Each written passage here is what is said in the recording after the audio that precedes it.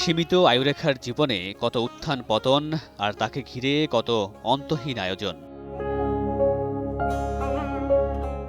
এসবের মাঝে কেউ কেউ আঁকড়ে ধরে থাকেন বই। সঙ্গ নিঃসঙ্গময় এক জীবনে বই যেন পরম আস্থার নাম।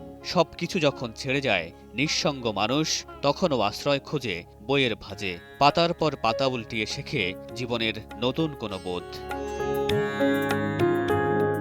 ভাষার মাসে আমাদের বিশেষ আয়োজন পড়ার ঘরের এই পর্বে আমরা মুখোমুখি হয়েছি কবি ও কথাসাহিত্যিক মাহবুব আজিজের। ভাই, আপনার বাসায় এসে আমার এক ধরনের শান্তি শান্তি অনুভব হচ্ছে। আমি যদি আসলে জানতে চাই আপনার কাছে প্রশ্নে, যে বাসা আসলে আপনার কাছে, বাসা বা ঘর যাই বলি, আপনার কাছে আসলে কি? ফেরার জায়গা। আমরা যেই অবিশ্রান্ত যুদ্ধে থাকি জীবনে ও জগতে, সেখান থেকে ফেরবার জায়গাটাই ঘর। এবং সে কারণে ঘরে আসলে একটা শান্তির ব্যাপার তো থাকে, ঘরে ফেরা। এবং এই ঘর একটা তৈরি করবার জন্যই তো আমাদের নিরন্তর অনেক কাজ করতে হয়। এই তো আমার কাছে ফেরার জায়গাটাই ঘর। আমি অনেকগুলো চিত্রকর্ম দেখতে পাচ্ছি এবং অনেকগুলো আমাদের চিত্রশিল্পীর, যাদেরকে আমরা অগ্রগণ্য মনে করি, তাদের ছবি দেখতে পাচ্ছি। ছবির প্রতি আপনার আগ্রহটা আসলে কেমন? এটা আসলে সাহিত্যের মতোই আমার কাছে। সাহিত্যের যে ধরেন কবিতা, গল্প, উপন্যাস, গান, শিল্পকর্ম, চিত্রকর্ম ওরকমই একটা আঙ্গিক বলে আমার কাছে মনে হয়। এই ছবির ভেতরে কবিতা আছে, গল্প আছে, রঙের ভেতরে গান আছে, ভাস্কর্য আছে, সব আছে। এবং এটা আমার যেমন বই সংগ্রহ আমার একটা খুব ভালো লাগার কাজ। বই আমার খুব পছন্দের। সেই যখন থেকে মোটামুটি বুদ্ধি হয়েছে তখন থেকে বইয়ের জন্য আমি অবিশ্রান্ত অনেক যুদ্ধে লিপ্ত হয়েছি, একটা প্রিয় কিছু নিজের সঙ্গে রাখবার জন্য। সেরকম এই শিল্পকর্ম আমার কাছে এসে তাই মনে হয়েছে। আপনি বলছিলেন যে বইয়ের কথা, আমি একটু জানতে চাই যে যখন আপনি নিজের সঙ্গে নিজের সময় কাটান, এই পুরো ঘরের মধ্যে সেই স্থানটা কোথায় আসলে, যেখানে আপনার সবচেয়ে বেশি একান্ত সময়টা কাটে? আমার একটা ভালো রকম সময়ই কিন্তু কাটে ছবিগুলোর সাথে, বাগানে। আবার বই তো পড়া, গান শোনা, এগুলো তো আছে। আমার একটা পড়ার ঘর আছে, সেইখানেই তো বেশিরভাগ আসলে কাটে। আমি একটু সেই ঘরটাতে একটু দেখতে চাই মাহবুব ভাই। নিশ্চয়ই, চলুন। প্লিজ।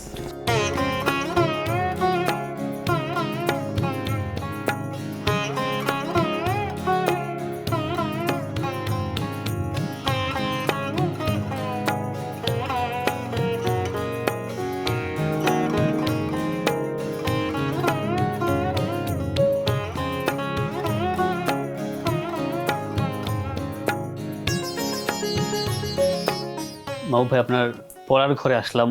আপনার বুক শেলফে কবিতা, গল্প, উপন্যাস, প্রবন্ধ, বিচিত্র বই দেখছি। আমি জানতে চাই বইয়ের সাথে আপনার সংযোগটা আসলে কিভাবে এবং কবে হয়? ক্লাস 6-এ যখন পড়ি 1984 সালে, তখন থেকেই বই একটু আলাদা রকমের পছন্দ হতে শুরু করে। সাধারণত আপনি দেখবেন যে 12-13 বছর বয়স থেকে 13-14 বছর এই সময়টাতে মানুষের নানান রকমের আগ্রহ তৈরি হয় এবং ওদিকে চলে যায়। কেউ খেলা, কেউ গান, কেউ সাহিত্য, আমাদের বন্ধুদের মধ্যে যেমন ছিল। তো আমার ওই সময়টাতে সাহিত্য পছন্দ হতে শুরু করে এবং আমি বই সংগ্রহ করতে শুরু করি। আমি কিন্তু মোটামুটি নিয়মিত বই চড়ছিলাম এবং সেটা ছিল আমাদের ময়মনসিংহে।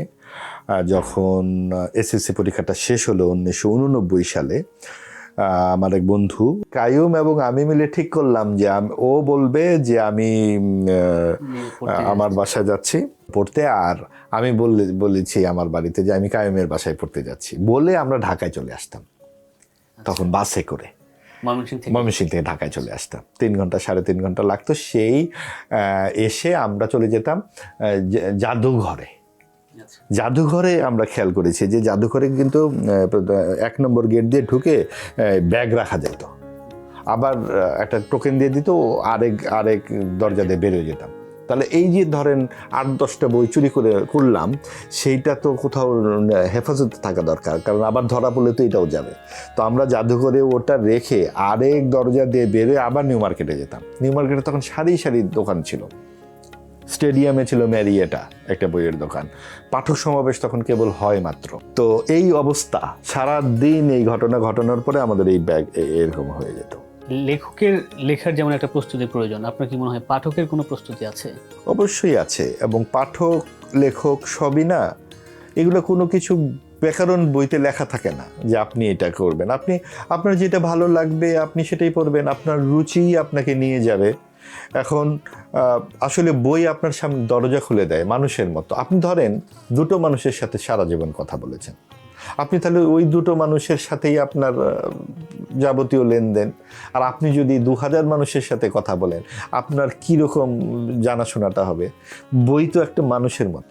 সেটাই মনে হয় একমাত্র মাধ্যম যে বই ওই সুযোগটা করে দেয় 2000 মানুষের জীবনকে যাপন করার। অবশ্যই, এবং সেই পাঠকও তো সেরকম হয়। পাঠক তো একটি জায়গায় যদি আটকে থাকে তাহলে তো সে তাদের জীবনটাকে ওরকম বড় করতে পারলো না। এই সাহিত্য তো আসলে সারা জীবনের মানে বিরাট একটা ব্যাপার। একটা কচ্ছপ 350 বছর বাঁচে, মানুষের আয়ু কত? কয়টাই বা বই আমরা পড়তে পারি বলেন? এখন এই বয়সে আপনি পাঠক হিসেবে আপনি এখন কেমন? আমি এখন অনেক বেশি বাছাই করে পড়ি, এবং এখন আমি বুঝে ফেলি অনেক এরপরে কি আছে। অনেক লেখকের বই যে ভাত টিপলে বোঝা যায় এরকম হয়ে গেছে, কিন্তু তারপরেও কিছু কিছু লেখক তো এখনও প্রস্তুত রাখে পাঠক হিসেবে আমাকে, যে উনি কি করছেন, কি ভাবছেন, ওনার লেখাটা কি হতে পারে, এরকম তো আছে।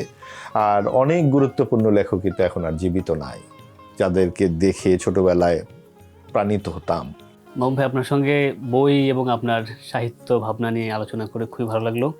আপনাকে অসংখ্য ধন্যবাদ আমাদেরকে সময় দেওয়ার জন্য। আপনাকেও ধন্যবাদ। আমরা তাহলে এখন আপনার কবিতা শুনি। জি, ওই কবিতাটাই পড়ি।